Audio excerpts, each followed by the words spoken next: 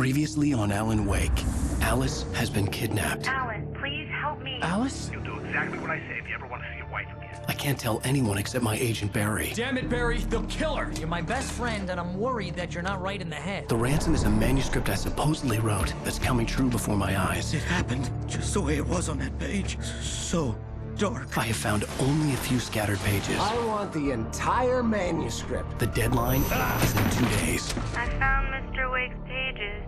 Good girl. How the hell did she get her hands on the manuscript anyway? I don't know. She's resourceful. I told you were too hard on her. Listen, I found out all sorts of interesting stuff while I was digging around. Yeah. Mr. Wake, it's Sheriff Breaker. We have an FBI agent here, Agent Nightingale. FBI? He's anxious to see you. You'd better come to the station. Okay, I'll be right over, Sheriff. Let's make this quick, huh? Help you folks? Name's Randolph. I'm the manager. We're looking for Rose. Works as a waitress down at the diner. Rose, sure. Nice girl. Who wants to know? I'm Alan Wake. The writer, huh? I heard on the radio you were visiting. Well, I'll show you her trailer. That Rose, she's a nice girl. Always pays her rent on time. As I was saying, Al, I found all sorts of weird stuff from the local newspaper's archives. This place is crazy.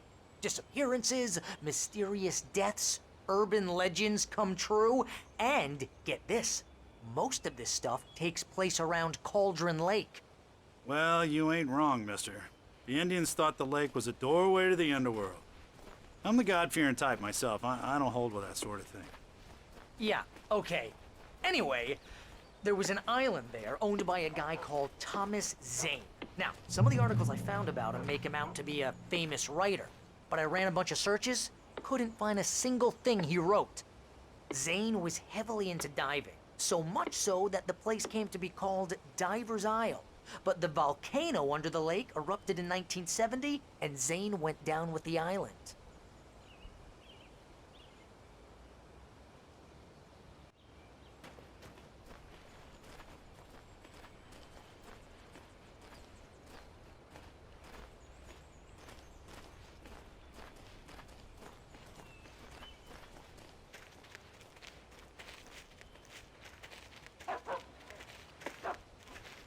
Yeah, how about that? It was there in the morning, as if it had fallen from the sky. But it would take a tornado to lift something like that. We're damn lucky it didn't crush any of the trailers.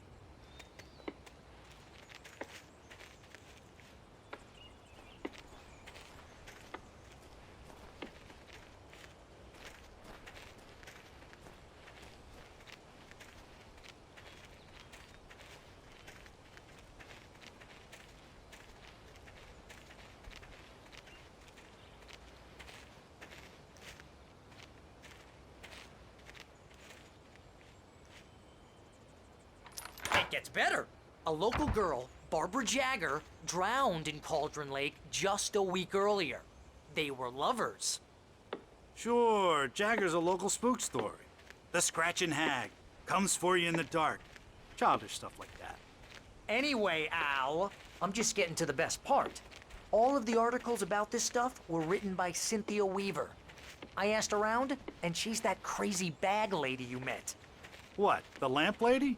She can be a little loopy, but she's not homeless or anything. Yeah, anyway, she knew both Jagger and Zane before they both died, and she had some kind of a breakdown.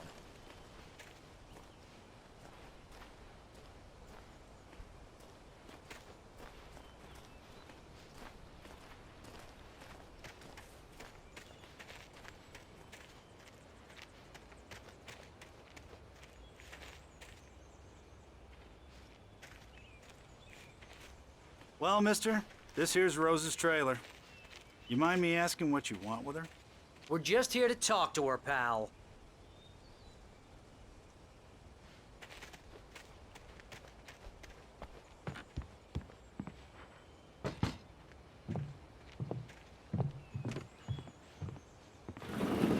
Welcome to...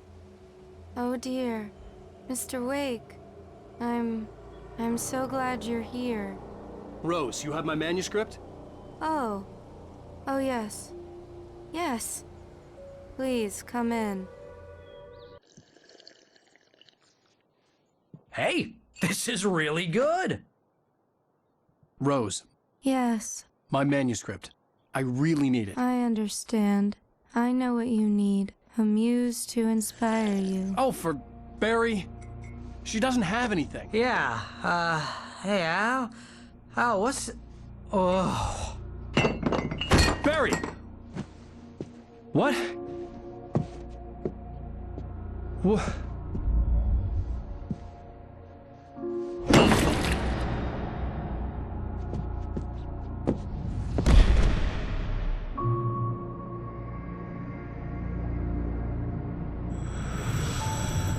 It's coming for you, hiding in my barber's skin.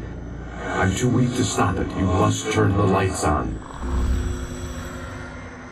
I promised I'd come visit you and your lovely wife. You must finish what you started. I insist. You must turn the lights on.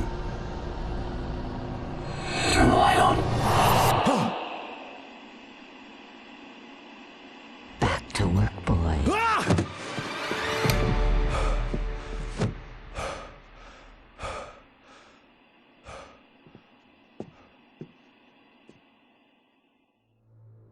I felt nauseous, hungover.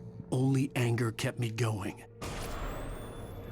I can't tell reality from dream anymore, but it seems I have an imaginary editor to help me. She's an old woman in a funeral dress. I call her Barbara Jagger. She's very strict. I'm writing faster and faster. My manuscript is being heavily revised. The edits are getting very aggressive, and each day there's less of me and more of her. I hate it, but I know she's right. She promises me I can save Alice this way. She knows more of this than I do. About the complex incantation I'm attempting. About this place. She's worked with another writer under similar circumstances, Thomas Zane. The genre of the story seems to be shifting. It's turning into a horror story. I'm getting close. I can feel it.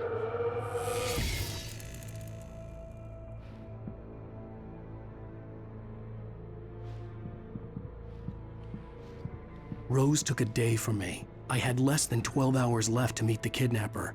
All I could do was get Barry into the car, work something out once I got on the road. Welcome to the Oh Dear Diner. What can I get you today? Coffee? I couldn't work up much hate for Rose. Something had used her to get to me and left its mark. First refill is free. Milk and sugar on the counter there. Would you like to hear today's specials? Thank you. A nice day. Come back soon. Barry was out of it. He was way too heavy to carry. You're right. I deserve more money. I'm so handsome. My gun and flashlight were gone. I'd have to find a way to get Barry into the car as quickly as possible. There was no time to waste. Mr. Randolph liked Rose. That little smile she had. How she was still sweet when life had tried so hard to make her bitter. It wasn't any of his business what she did in her trailer. But those strangers, the writer and his smart-ass sidekick, looked like trouble. And they'd been in there for hours, way past her normal bedtime. He reached for the phone and called the sheriff's station.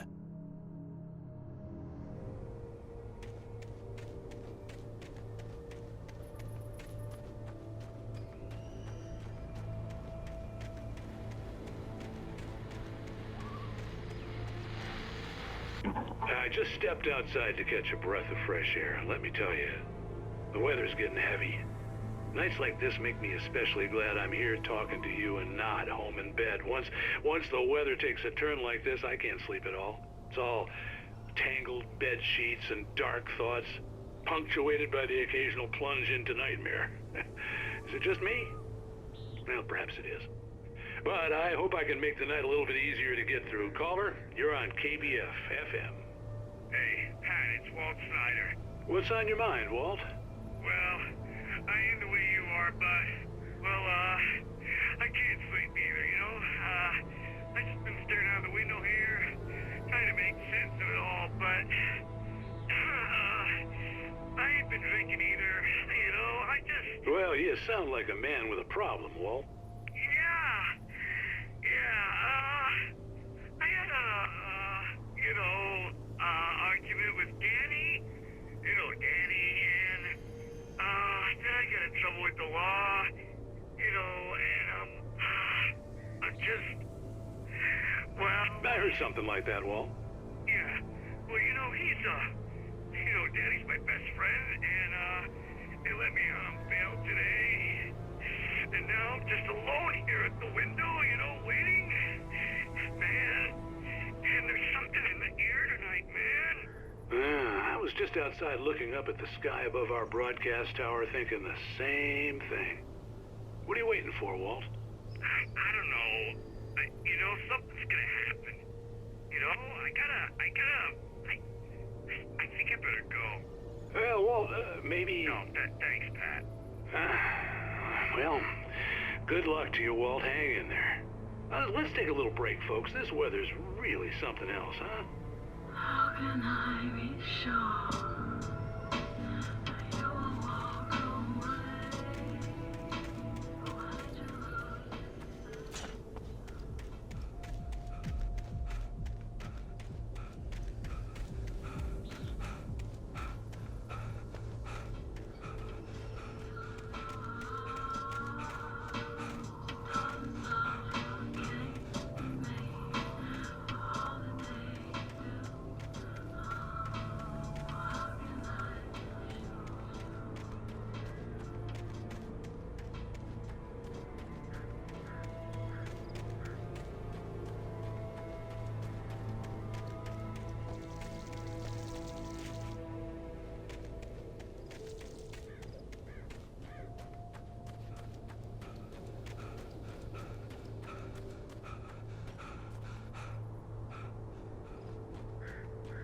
Oh, you're gonna get it now.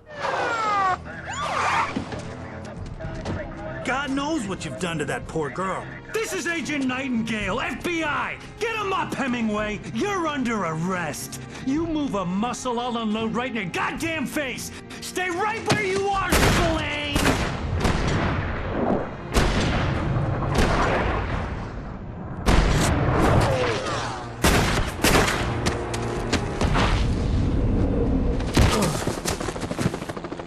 What are?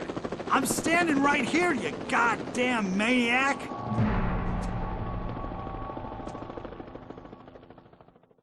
I hated to leave Barry behind, but there was no way I'd miss my appointment with the kidnapper. Give it up, Mr. Wake. Come on. Take it easy on him. Get after him. Don't let him get away. Move it, move it, move it. I'll have a shot when you let him get away.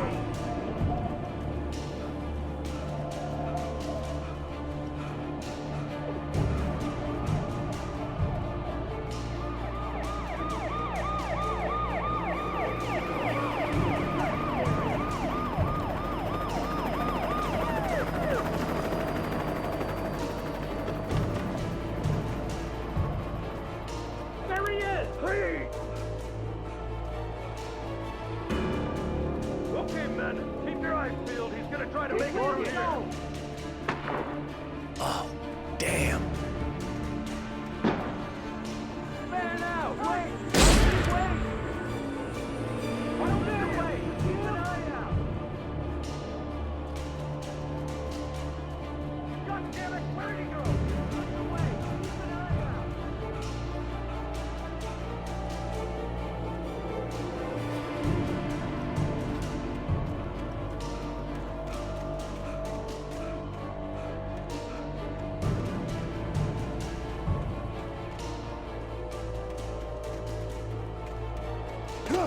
He's gone! Come on, guys! We need to head him off! For decades, the darkness that wore Barbara Jagger's skin slept fitfully in the dark place that was its home and prison. It was hungry and in pain. It dreamed of its nights of glory when the poet's writing had called it from the depths and given it a brief, terrible taste of power and freedom. The rock stars had stirred it from the deep sleep the poet had sunk it back to in the end. When it sensed the writer on the ferry, it opened its eyes.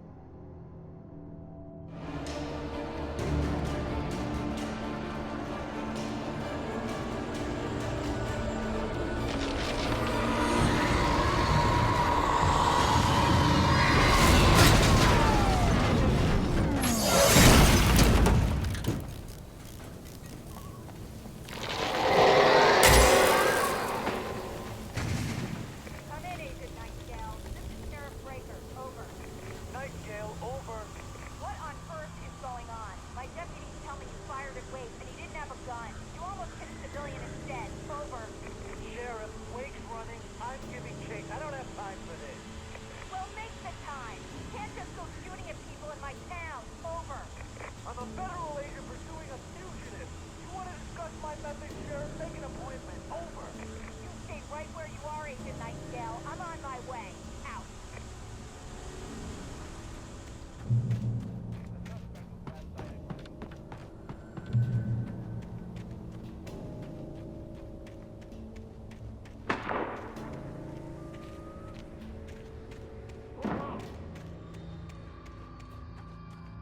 Search the area.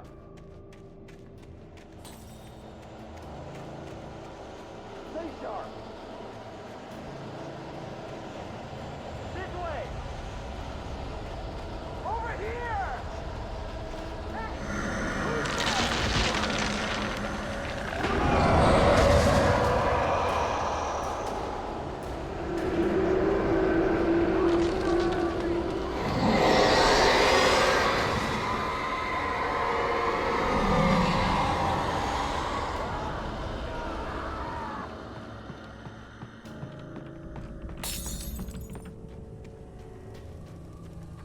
This horror was everywhere I went, circling me. The cops didn't stand a chance. They were after a writer, not a monster. I've lost contact with most of the men you assigned to me. It's Wake's doing.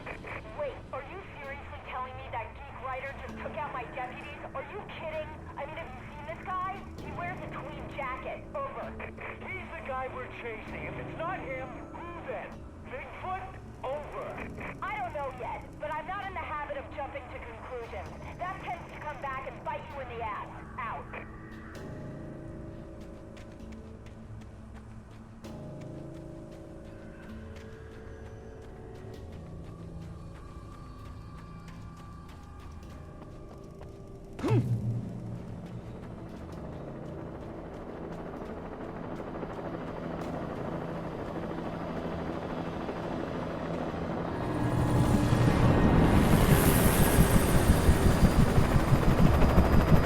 You on the ground. Hold it right there. There's nowhere to run. Freeze!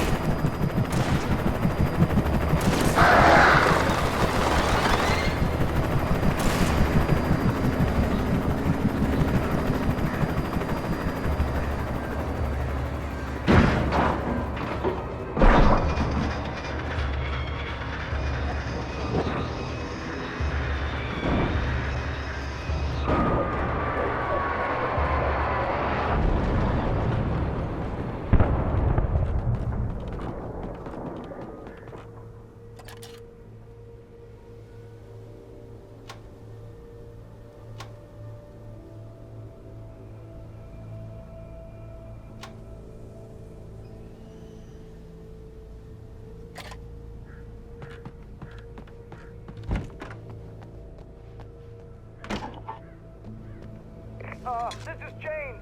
Mulligan, Thornton, come in. Over. Thornton here. James, we got both Wheeler and Rose in custody. They didn't put up a fight or anything. Why, they were... Hey, what are you... Come on! Sit down and give me that. James, Mulligan here. Over. Go ahead, Mulligan. Over. We got Wheeler and Rose here. Wheeler's drunk or hopped up on something. Speaking of which, that Fed had a pretty distinctive whiff of Otis Scotch about him, if you know what I mean. Over. I don't have anything on that, Deputy Mulligan. Over. Well, whatever. Anyway, Rose is just being plain weird here. You better get Doc in and take a look at both. Over. Gotcha. You better get them here quickly. The Fed's gonna want to interview Wheeler. Over. Oh, yeah, I'll bet he does. Looks like they have a lot in common.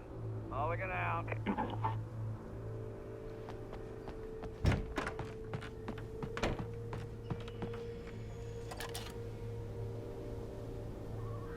I could see the lights of the radio station in the distance.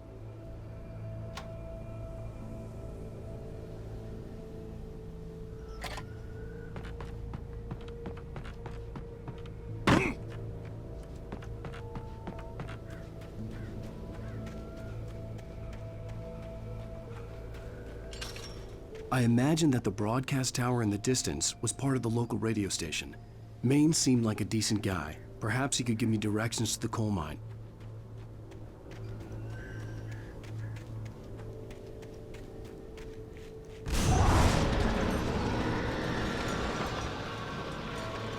Unnatural shadows clung to the gate. The darkness that was after me was trying to stop me. I wouldn't get through without a light.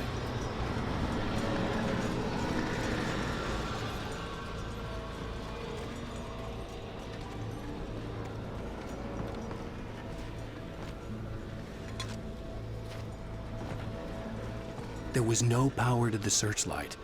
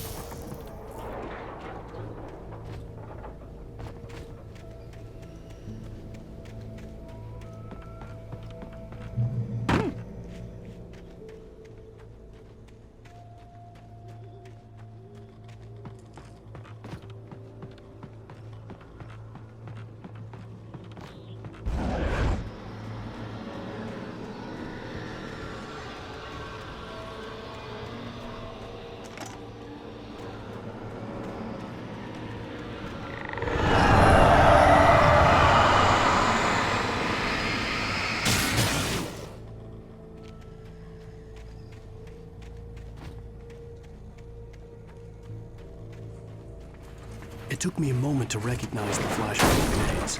They were an ideal weapon for my situation. Team 1, come in. Over. Team 1, this is Sheriff Breaker. Report. Over. Team 2, come in. I need a report. Over. Come on, guys. Talk to me. Come in, please. Over.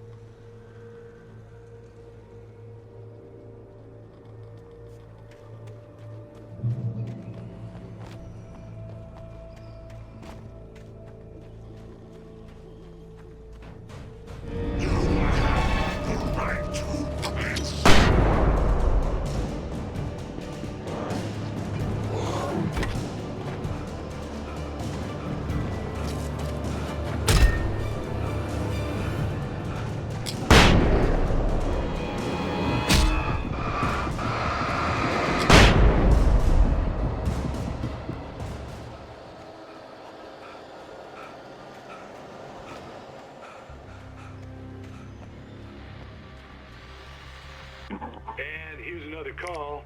You're on KBF-FM with Pat Maine. It's Milt Peabody, Pat. What's on your mind, Milt? Well, I live near the trailer park, Pat, and there's a big ruckus going on over there. Well, that's just up the road from me, too. What's going on, do you know? I don't know, but there's a bunch of police cars there, lots of sirens, a helicopter buzzing around, and I think I heard some gunshots. Gunshots? Yes, sir, like from a pistol. So can you find out what's going on? Because it's just next door and they're popping off guns there. They're still shooting? No, it was maybe 10, 15 minutes ago. It sounds serious, Pat. I'm telling you, it don't sound like no party. I'm certainly going to give the station a call, Milt. Okay. You'll hear it here as soon as I hear from them. Okay, thanks.